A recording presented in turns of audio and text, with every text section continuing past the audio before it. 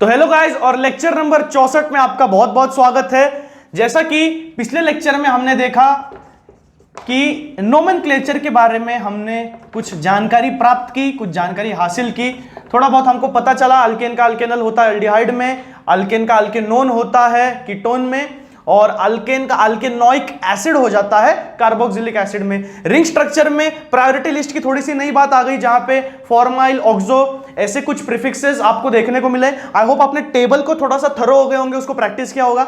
उसके पहले यहाँ पे कुछ सम से उसको देख लेंगे। सबसे पहला दिया है यहाँ पे 2 मिथाइल पेंटेनल, 2 मिथाइल पेंटेनल। अब पेंटेनल है तो पेंटेन का EAL है, तो सबसे पहले तो CHO बना लो, C डबल बॉन्ड OH। यहां हमारा अल हो गया, अल्डिहाइड वाला ग्रुप। यहां से कार्बन नंबरिंग 1, यहां से दूसरा कार्बन, दूसरे कार्बन पे है मिथाइल ग्रुप एक, तो यहां पे तुम लोग एक CH आ जाएगा और साथ में आ जाएगा एक CH3 मिथाइल ग्रुप, और फिर यहां से लग जाएगा वापस CH2 CH2 CH3। ठीक है, तो ये आ गया 1 2 3 4 5 पेंटेन आ गए। पेरेंट अल्केन कवर हो गया। सबसे पहला कार्बन है अल, तो पेंटेनल हो गया। सेकंड कार्बन पे मिथाइल ग्रुप अटैच है, तो 2 methyl pentanal, as simple as that. ठीक है, बहुत आसान है। तो ये हो गया एक स्ट्रक्चर। दूसरे वाले में इन्होंने दिया है क्या कि हेक्सेन 2 ऑन, हेक्सेन 2 ऑन। अब मेरे को बताओ इसका स्ट्रक्चर ऐसा आएगा क्या? इसका स्ट्रक्चर ऐसा नहीं आएगा, क्योंकि इसको कहते हैं साइक्लोहेक्सेन। क्या कहते हैं इसको? साइक्लोहेक्सेन। जब तक साइक्लो नहीं दिया है तुमको प्रीफिक्स में, तो तब तक तुम रिंग स्ट्रक्चर में कोई भी कार्बन नहीं अटैच कर सकते। तो हेक्सेनॉन को तुमको स्ट्रेट चेन एलिफेटिक में ही निकालना पड़ेगा। ठीक है, तो यहां से आ गया मेरा CH3, यहां पे C double bond O, CH2 CH2 CH2 और CH3। ठीक है, 1 2 3 4 5 और ये 6। तो सेकंड पे हमारा आ गया ओन ग्रुप, कार्बोक्सिल ग्रुप, जहां पे कीटोनिक ग्रुप है। एक साइड पे आ गया हमारा ये वाला, दूसरे साइड पे ये total number of carbons 1 2 3 4 5 6 which is hexane. Second वाले पे ओन। ठीक है, हेक्सेन 2 ओन या डायरेक्टली हेक्सेनोन भी लिख दिया तो भी कोई दिक्कत नहीं है, क्योंकि दूसरा सब्स्टिट्यूटिंग ग्रुप कोई है नहीं, मिथाइल हाइड्रोक्सिल ऐसे वाला। ठीक है, तो सीधा हेक्सेनोन भी लिख दिया तो भी कोई दिक्कत नहीं है। तो ये स्ट्रक्चर देखा। IUPAC नेम बहुत आसान है गाइस शेरो। अगर अल्डिहाइड्स और कीटोन्स का, ये कार्बोक्सिलिक एसिड का IUPAC नाम आप टेबल से एक बार थ्रू हो जाओगे ना, जो दिए हैं 2 टेबल, बस enough, that is much for you to learn about the IUPAC names. तो उसको ही, उस पर ही थोड़ा सा कॉन्सेंट्रेट करना है। ठीक है, तो और यहाँ पे कुछ स्ट्रक्चर्स है जो कि आपके लिए इंपॉर्टेंट है, उसको बता देता हूं मैं। CHO, यहाँ पे एक बेंजीन रिंग है CHO, फिर उसके बाद यहां पे है एक डैश और यहां पे एक डैश। अब डैश का मतलब मैंने पिछले लेक्चर में बताया था कि CH3 होते हैं, है ना। तो 1 2 3 4 5 6 ये हो गया नेमिंग, नंबरिंग हो गया। ठीक है, बेस ग्रुप हो गया इसका बेंजल्डिहाइड, राइट। बेंजल्डिहाइड लिख सकता हूं मैं, बेस ग्रुप इसका बेंजल्डिहाइड हो गया। और अगर कीटोन होता तो बेंजोफिनोन। ठीक है, बेंजोफिनोन नहीं, अगर 2 बेंजीन होते तो बेंजोफिनोन। कीटोन होता तो क्या लिखते? कीटोन होता तो क्या लिखते? बेंजीन। ठीक है, बेंजोफिनोन ही आएगा, दूसरा कुछ तो इसके लिए नाम है नहीं। IUPAC में भी सेम ही यूज करते हैं जैसे कि बेंजल्डिहाइड। ओके, तो आप लोग बेंजोफिनोन यूज कर सकते हो, राइट। ठीक है, तो ये हो गया बेंजल्डिहाइड। इसका बेस में लिख सकता हूं 1 2 3 4। 3 और 4 पे मिथाइल ग्रुप है, तो 3 4 डाइमिथाइल बेंजोफिनोन बेंजल्डिहाइड। ठीक है, 3 4 डाइमिथाइल बेंजल्डिहाइड, ऐसा कुछ आएगा। तो ये है IUPAC नेम, जो कि स्ट्रक्चर दिया उन्होंने टेबल में। और एक स्ट्रक्चर है जहां पे ऐसा कुछ है,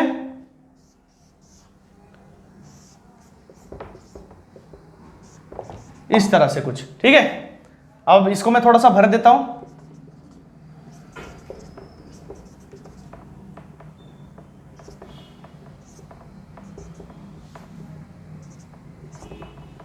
क्या है ये? CHO ग्रुप यहां पे हमारे पास प्रेजेंट है, ठीक है, और साथ में 1 2 3 4 5 क्या है ये? Basically it's a Pantanal, right? Pentane parent है, अल्डिहाइड ग्रुप, सो पेंटेनल। तो देखो इस तरह के स्ट्रक्चर्स हैं जो सिर्फ ऐसे एरोज दिए जाते हैं, आप उनको बस केवल भर देना और शेरो आपको स्ट्रक्चर मिल जाएगा, रूल के हिसाब से चले जाना, बस दिक्कत की कोई बात नहीं आएगी, ठीक है। तो ये वाला आ गया। तो इस तरह से बेसिक IUPAC नेम ही ज्यादा पूछे जाते हैं, तो उसके ऊपर ही आप ज्यादा ध्यान दो कि बेसिक मेरा कवर हो जाए और कुछ एक्स्ट्रा आए तो मैं कर पाऊं, राइट। तो आज प्रिपरेशन मेथड के ऊपर थोड़ा सा गौर करेंगे, ठीक है, धीरे धीरे करके इसको करेंगे, क्योंकि देखो बहुत सारे प्रिपरेशन मेथड जो हैं वो या तो 11th में आपको दिए गए हैं, अगर 11th स्टैंडर्ड की बुक नहीं है कहीं ना कहीं से आप ऑनलाइन ई बाल भारती से या और कोई वेबसाइट से आप डाउनलोड कर लो उसको, ठीक है, या नीचे लिंक डिस्क्रिप्शन में आपको मैंने दे दिए 11th स्टैंडर्ड के केमिस्ट्री टेक्स्ट बुक की, आप वहां से डाउनलोड कर सकते हो, और जितने यहाँ पे प्रिपरेशन मेथड के बेसिक कंसेप्ट है आप उनमें थरो हो सकते हो, ठीक है, उसका रिवीजन कर सकते हो। तो 11th स्टैंडर्ड की बुक जब ये पढ़ रहे हो तो जरूर लेके बैठना, साथ में इसी चैप्टर नंबर 11 में जो मैंने पीछे सिखाए हैं वहां पे भी कीटोन्स और अल्डिहाइड्स के रिएक्शन हमने एंड में देखे, अनहाइड्राइड के साथ, कॉपर के साथ, वो भी वापस यहाँ पे रिपीट हुए हैं, तो उसका भी नोट्स आप बना लो वापस फिर एक दफा, जिससे आपकी रिवीजन हो जाएगी। तो प्रिपरेशन मेथड्स में हम लोग स्टार्ट करेंगे बेसिकली अल्डिहाइड्स और कीटोन से, ठीक है। तो प्रिपरेशन ऑफ अल्डिहाइड्स कीटोन्स, देखो हमारा फ्लो वैसे ही जाने वाला है, ऑर्गेनिक के चाहे जितने लेसन आ जाए हमारा फ्लो वैसे ही जाएगा। सबसे पहले क्लासिफिकेशन, उसके बाद नोमेनक्लेचर, है ना, उसके बाद प्रिपरेशन, उसके बाद physical properties, chemical properties, uses. ये आपको बेस ध्यान में रखना है कि इसी तरह से हर ऑर्गेनिक चैप्टर का, चाहे हैलोजन डेरिवेटिव्स हो, चाहे वो ईथर्स वाला हो, चाहे वो अल्डिहाइड्स, कीटोन्स और कार्बोक्सिलिक एसिड वाला हो, इसी तरह से नोमेनक्लेचर फॉलो होने वाला है और इसी तरह से टेबुलर फॉर्म में आपको याद रखनी है चीजों को, ठीक है। तो यहां पे भी प्रिपरेशन ऑफ अल्डिहाइड्स और कीटोन्स में थोड़ा सा लिख लेता हूं। सबसे पहले आएगा ऑक्सीडेशन बाय अल्कोहल्स, अल्कोहल से ऑक्सीडेशन करेंगे, उसके बाद इससे बनेगा, और किससे बनेगा, ये आ गया डिहाइड्रेशन ऑफ अल्कोहल्स, अल्कोहल्स का डिहाइड्रेशन, इससे भी बनता है अल्डिहाइड और कीटोन, ठीक है। तो डिहाइड्रेशन ऑफ अल्कोहल आ गया। तो अल्कोहल से बनने वाले सिर्फ यही दो मेथड है जो अल्कोहल से बनाएंगे हम लोग, ये हो गया एक कंपार्टमेंट। दूसरे में क्या क्या आएगा, हाइड्रोकार्बन की मदद से, हाइड्रोकार्बन की मदद से सबसे पहले ओजोनोलिसिस आएगा जो 11th स्टैंडर्ड में था, उसको आप देख सकते हो बुक को खोल करके। ओजोनोलिसिस में अल्कीन से बनते हैं चीजें हाइड्रोकार्बन से, और हाइड्रेशन अल्कीन्स, अल्काइंस का, ठीक है, हाइड्रेशन जहां पे एसिड यूज कर सकते हैं, और मर्क्यूरिक सल्फेट 1% यूज किया जाता है, बहुत ज्यादा महंगा है इसलिए इसको लैब में ज्यादा यूज नहीं किया जाता, लेकिन हाइड्रेशन ऑफ अल्काइंस में वो भी एज अ कैटलिस्ट यूज करते हैं। तो ये हो गया हाइड्रोकार्बन से हमको मिल जाएगा। तो ये दो कंपार्टमेंट है जो कि बहुत ज्यादा जरूरी है आप लोगों के लिए, ठीक है। और फिर उसके बाद दूसरे मेथड जो है वहां पे दिया है एसिड क्लोराइड से रोजेनमंड, यस, ठीक है। फिलहाल तो आप क्या करो, ये दो मेथड्स को याद रखना, एक तो अल्कोहल से दो मेथड है हमारे पास, ऑक्सीडेशन और डिहाइड्रेशन। वापस हम जाएंगे हाइड्रोकार्बन के पास, वहां से हमको ओजोनोलिसिस से मिलेगा अल्डिहाइड और कीटोन, और हाइड्रेशन से भी मिलेगा। तो ये चार मेथड आप लोग अच्छे से याद रखना। अब इसमें से कुछ मेथड 11th स्टैंडर्ड में है, कुछ मेथड चैप्टर नंबर 11 में है जो कि सिखाए गए हैं, तो मैं उसको वापस एक बार रिपीट कर देता हूं। ऑक्सीडेशन बाय अल्कोहल, अल्कोहल जो था हमारा प्राइमरी, ठीक है, अल्कोहल जो था प्राइमरी हमारा, वहां पे आप लोग को याद होगा प्राइमरी अल्कोहल से अल्डिहाइड बनेगा और सेकेंडरी अल्कोहल से कीटोन बनेगा, अगर आपको याद होगा तो, ठीक है। प्राइमरी अल्कोहल से अल्डिहाइड बनेगा और सेकेंडरी वाले से कीटोन बनेगा, ऐसा कुछ था, ठीक है। और यहां पे प्राइमरी में हमने देखा था कि कॉपर आप लोग यूज कर लोगे ना, कॉपर, और साथ में 573 केल्विन का आपको टेम्परेचर इसको देना पड़ेगा, ठीक है। तो CHO ग्रुप फॉर्म हो जाएगा, ठीक है, ऐसा कुछ। तो इस तरह के रिएक्शंस हमने देखे थे जहां पे नॉर्मल अगर कॉपर जिंक भी इस्तेमाल कर सकते हो, जिंक या कॉपर पे 573 केल्विन पे आप लोग ये प्रोडक्ट को ला सकते हो। ठीक है, अब मेरे सामने तो रिएक्शन नहीं है, मेरे को याद आ रहा है कि इतना कुछ तो था, टेम्परेचर इज 573 केल्विन। आप लोग लेक्चर नंबर पीछे वाले 50 और 60 के बीच में सारे के सारे लेक्चर आप देख सकते हो, जहां पे सारे के सारे रिएक्शंस कवर हुए हैं। ठीक है, और इसमें ऑक्सीडेशन ऑफ अल्कोहल में बेसिकली नॉर्मल ऑक्सीडेशन हुआ था सिर्फ इनका, जहां पे हमने देखा था कि CrO3 क्रोमिक अनहाइड्राइड हमने इस्तेमाल किया था। क्रोमिक अनहाइड्राइड अगर आपको याद होगा तो, देखो मैं रोज पढ़ाई तो नहीं कर रहा हूं लेकिन मेरे को याद है ठीक से, क्योंकि अगर लॉजिक के साथ पढ़ाई करोगे ना तो याद रहती है चीजें। क्रोमिक अनहाइड्राइड हमने यूज किया था, साथ में हमारा नेसेंट ऑक्सीजन के साथ हमने रिएक्शन करी थी। किसके साथ? नेसेंट ऑक्सीजन के साथ। तो बेसिकली डबल बॉन्ड फॉर्म वही से हुआ था। सो अल्कोहल साथ में और नेसेंट ऑक्सीजन हमने इस्तेमाल किया था अनस्टेबल, जो आपको याद होगा। फिर से बता रहा हूं, क्रोमिक अनहाइड्राइड था CrO3। ठीक है, इसके साथ हमने रिएक्शन करी थी जहां पे हमको अल्डिहाइड और कीटोन ये दोनों मिल रहे थे यहां पे। ठीक है, ऑक्सीडेशन से। तो अगर प्राइमरी ऑक्सीडेशन करोगे तो मिलेगा अल्डिहाइड, सेकेंडरी ऑक्सीजन करोगे तो दो अल्किल ग्रुप्स होंगे साथ में, क्योंकि एक ब्रांच्ड है और एक नीचे है। ठीक है, साइड में या ऐसे वैसे, तो वहां पे मिलेंगे हमको दो अल्किल ग्रुप्स, जहां से RCR और डबल बॉन्ड O करके कीटोन मिल जाएगा हमको। ठीक है, तो ये दिक्कत वाली बात नहीं है, इसी चैप्टर का है, इसी टेक्स्ट बुक का है, बस पन्ने पलट लो और अच्छे से उसको नोट डाउन कर लो यहां पे, क्योंकि वो जरूरी है। ठीक है, अब हम बढ़ते हैं थोड़ा सा इसकी तरफ, जहां पे हमको ओजोनोलिसिस करना है। ओजोनोलिसिस सबसे डिफिकल्ट प्रोसेस है हैंडल करने के लिए। ठीक है, हैंडल करने के तरीके इसके थोड़े से डिफिकल्ट हैं, थोड़ा सा टेम्परेचर भी ध्यान देना पड़ता है, स्टेबलाइजेशन कम होता है। तो ओजोनोलिसिस में आप लोग देख लो, ओजोनोलिसिस होगा अल्कीन का। अल्कीन मैंने सबसे बेसिक वाला ले लिया, ये वाला। ठीक है, अल्कीन में अगर मेरे को ओजोनोलिसिस करना है तो ओजोन क्या है? Basically O3। ठीक है, तो ओजोनोलिसिस में यहां पे जिंक डस्ट के साथ हम लोग कैटलिस्ट इस्तेमाल करेंगे जहां पे ओजोनोलिसिस होगा। ओजोनोलिसिस में एक कंपाउंड फॉर्म होगा इंटरमीडिएट। अब 11th स्टैंडर्ड में सब है, आप लोग बुक डाउन करके देख सकते हो। एक आइडिया मैं दे रहा हूं आपको कि किस तरह से कुछ स्ट्रक्चर्स आपको बनाने पड़ेंगे। CH2 यहां पे अल्कीन में इस्तेमाल कर रहा हूं, यहां पे मेरे पास ओजोन है, जिंक डस्ट का मैं इस्तेमाल कर रहा हूं, और साथ में यहां पे ओजोनाइड करके एक साइक्लिक स्ट्रक्चर फॉर्म होगा। ओजोनाइड करके एक साइक्लिक स्ट्रक्चर फॉर्म होगा कुछ इस तरह से।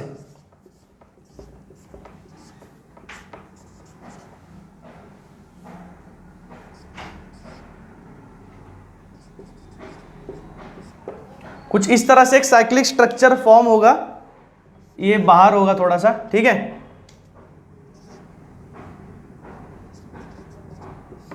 तो आप लोग इसको ठीक से बना लेना। ठीक है, एक पेंटेन की तरह साइक्लिक स्ट्रक्चर फॉर्म होगा जहां पे 3 ऑक्सीजन होंगे, है ना, सारे के सारे बहुत इनके पास लोन पेयर ऑफ इलेक्ट्रॉन्स होते हैं, इसलिए साइक्लिक स्ट्रक्चर में अच्छा सा रेजोनेटिंग स्ट्रक्चर बनेगा जहां पे लोन पेयर ऑफ इलेक्ट्रॉन घूमते रहेंगे स्टेबिलिटी के लिए। तो ये अल्कीन का सैचुरेशन करके एक अच्छा सा साइक्लिक स्ट्रक्चर बना लेगा, जिसको ओजोनॉइड कहते हैं, अगर मेरे को याद होगा अच्छे से तो। 11th स्टैंडर्ड की बुक में आप लोग प्लीज चेक कर लेना, प्रॉपर स्ट्रक्चर बना करके फिर ही नोट्स बनाना। ठीक है, डिस्क्रिप्शन में डाउनलोड की बुक की लिंक है, ई बाल भारती से भी मिल जाएगा।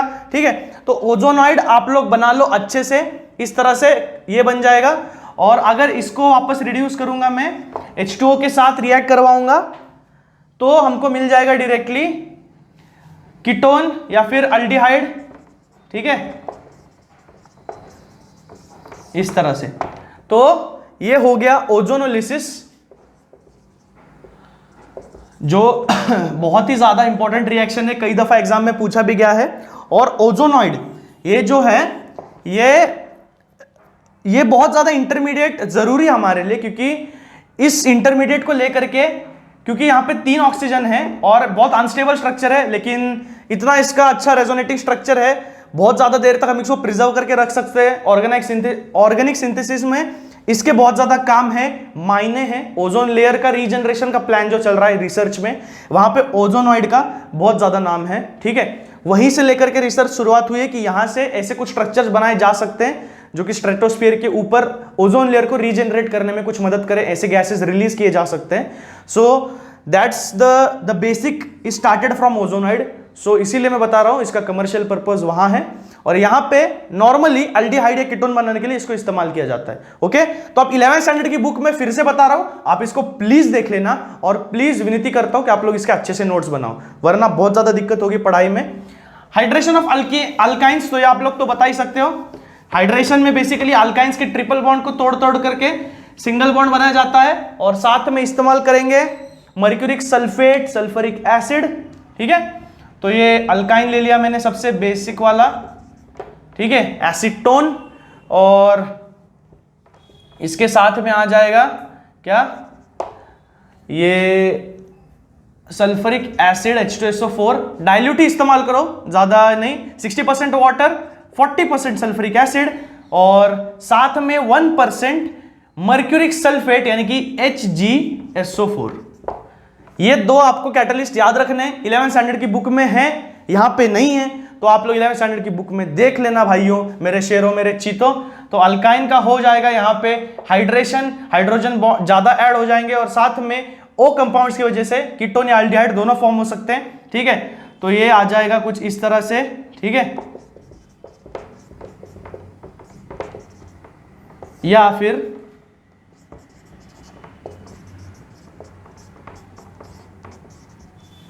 कुछ इस तरह से। ठीक है, डाइमिथाइल कीटोन मिल जाएगा, या हमको नॉर्मली प्रोपेनल मिल जाएगा, दोनों कंपाउंड मिल सकते हैं साथ में। तो ये इस तरह से, प्रोपेनल नहीं, इथेनल मिल जाएगा। ठीक है, तो इस तरह से हमको दो कंपाउंड्स मिल सकते हैं। तो आपको इसको 11th स्टैंडर्ड के टेक्स्ट बुक में ठीक से इसकी प्रोसेस को आपको रीड कर देना है। यहाँ पे मेजर माइनर कंपैरिजन भी होता है, कुछ रूल्स भी है, उसको भी आप एक दफा पढ़ लेना।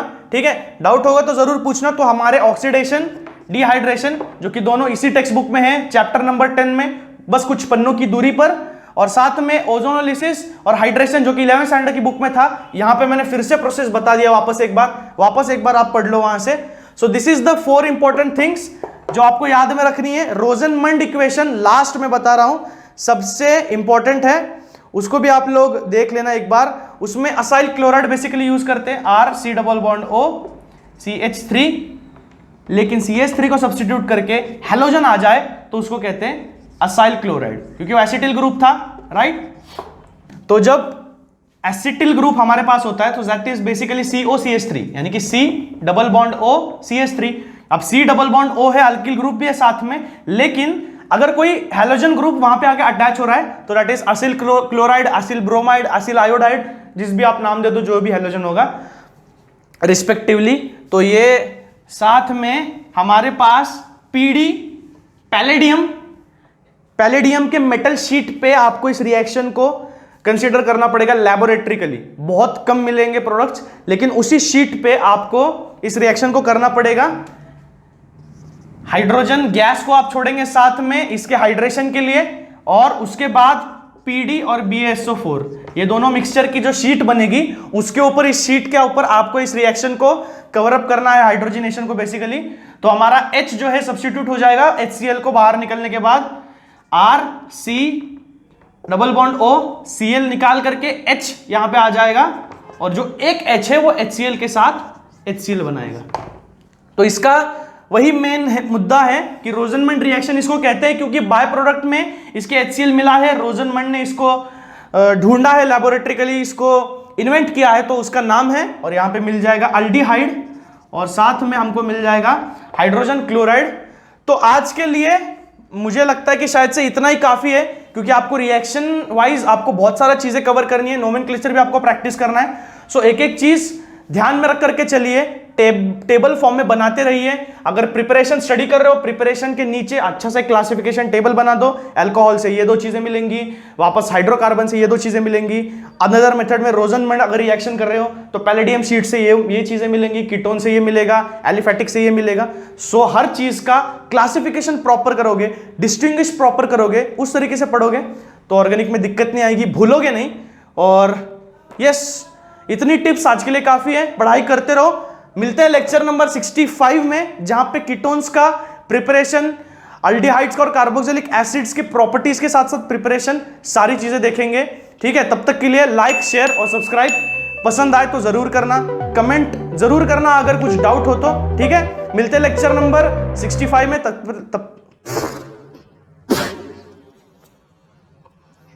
मिलते हैं लेक्चर नंबर 65 में, तब तक के लिए गुड बाय।